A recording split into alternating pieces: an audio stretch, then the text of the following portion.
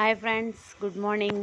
మా mini garden, వీటిల్ని నిత్య మల్లె పువ్వులు అంటారు.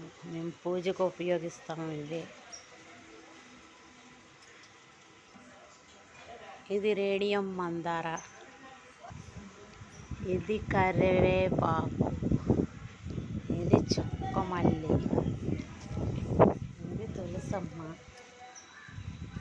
ఇది నిమ్మకాయ చెట్టు,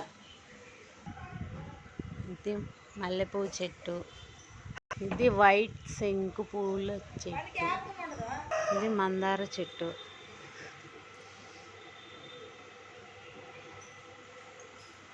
ఇది సన్నజాజి చెట్టు.